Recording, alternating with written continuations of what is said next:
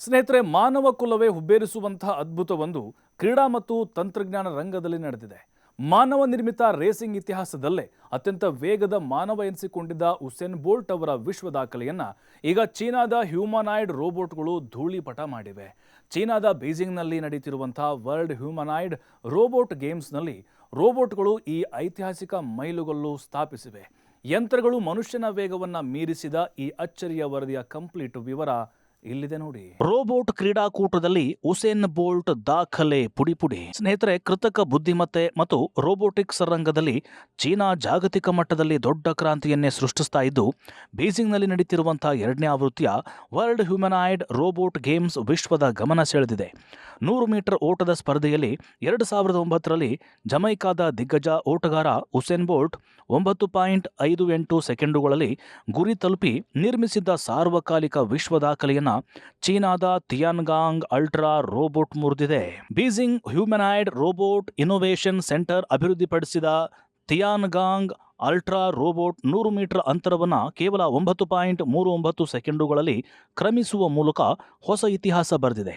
ಇದೇ ಸ್ಪರ್ಧೆಯಲ್ಲಿ ಸ್ಪರ್ಧಿಸಿದ ಚೀನಾದ ಆನರ್ ಸಂಸ್ಥೆಯ ಲೈಟಿಂಗ್ ಹೆಸರಿನ ಮತ್ತೊಂದು ರೋಬೋಟ್ 100 ಮೀಟರ್ ಓಟವನ್ನು 9.47 ಸೆಕೆಂಡುಗಳಲ್ಲಿ ಪೂರ್ಣಗೊಳಿಸಿ ಬೋಲ್ಟ್ ದಾಖಲೆಗಿಂತ ವೇಗವಾಗಿ ಗುರಿ ತಲುಪಿದೆ. ಟ್ರಯಲ್ ಪ್ರಕ್ರಿಯೆ ವೇಳೆ ಈ ಲೈಟ್ನಿಂಗ್ ರೋಬೋಟ್ ಸೆಕೆಂಡಿಗೆ ಗರಿಷ್ಠ 14.5 ಮೀಟರ್ ವೇಗದಲ್ಲಿ ಓಡಿ ಕೇವಲ 9.32 ಸೆಕೆಂಡುಗಳಲ್ಲಿ 100 ಮೀಟರ್ ಪೂರ್ಣಗೊಳಿಸಿ ತಂತ್ರಜ್ಞಾನ ಲೋಕವನ್ನು ಬೆರಗುಗೊಳಿಸಿತು. ಕೇವಲ 100 ಮೀಟರ್ ಓಟ ಮಾತ್ರವಲ್ಲದೆ ಹೈ ಜಂಪ್ ಸ್ಪರ್ಧೆಯಲ್ಲೂ ಎಕ್ಸ್ ಹ್ಯೂಮನಾಯ್ಡ್ ರೋಬೋಟ್ 2.88 ಮೀಟರ್ ಎತ್ತರಕ್ಕೆ ಜಿಗಿಯುವ ಮೂಲಕ 1993ರ ಹಾವಿಯರ್ ಸೊಟೋಮಯೋರ್ ಅವರ 2.45 ಮೀಟರ್ಗಳ ಮಾನವ ದಾಖಲೆಯನ್ನು ಸಹ ಅಳಿಸಿ ಹಾಕಿದೆ. ಕಳೆದ ವರ್ಷ ನಡೆದ ಪ್ರಥಮ ಆವೃತ್ತಿಯ ಗೇಮ್ಸ್ನಲ್ಲಿ ರೋಬೋಟ್ಗಳು 100 ಮೀಟರ್ ಓಡಲು 21.5 ಸೆಕೆಂಡ್ ತೆಗೆದುಕೊಂಡಿದ್ವು. ಆದರೆ ಕೇವಲ ಒಂದೇ ವರ್ಷದಲ್ಲಿ ಈ ತಂತ್ರಜ್ಞಾನವು ವೇಗದಲ್ಲಿ 12 ಸೆಕೆಂಡುಗಳಿಗಿಂತಲೂ ಹೆಚ್ಚು ಸುಧಾರಣೆ ಕಂಡಿದೆ. ಆದರೆ ರೋಬೋಟ್ಗಳು ಓಟದ ಕೊನೆಯಲ್ಲಿ ಬ್ರೇಕ್ ಹಾಕಲಾಗದೆ ಟ್ರ್ಯಾಕ್ ಕೊನೆಯಲ್ಲಿದ್ದ ಮುನ್ನೆಚ್ಚರಿಕಾ ಮೆತ್ತಗಳಿಗೆ ಬಲವಾಗಿ ಡಿಕ್ಕಿ ಹೊಡೆದು ಕೆಳಗೆ ಬಿದ್ದವು. ಕೆಲವು ರೋಬೋಟ್ಗಳನ್ನು ಸ್ಟ್ರೆಚರ್ ಮೂಲಕ ಹೊರೆಯಲಾಯಿತು. ಬೀಜಿಂಗ್ನ ನ್ಯಾಷನಲ್ ಸ್ಪೀಡ್ ಸ್ಕೇಟಿಂಗ್ ಓವಲ್ನಲ್ಲಿ ನಡೆಯುತ್ತಿರುವಂತಹ ಈ ಕ್ರೀಡಾಕೂಟದಲ್ಲಿ 16 ದೇಶಗಳ 2,000ಕ್ಕೂ ಹೆಚ್ಚು ರೋಬೋಟ್ಗಳು ಫುಟ್ಬಾಲ್, ಟೇಬಲ್ ಟೆನ್ನಿಸ್ ಮತ್ತು ಡ್ಯಾನ್ಸ್ ಸೇರಿದಂತೆ 51 ಸ್ಪರ್ಧೆಗಳಲ್ಲಿ ಭಾಗವಹಿಸುತ್ತಿವೆ.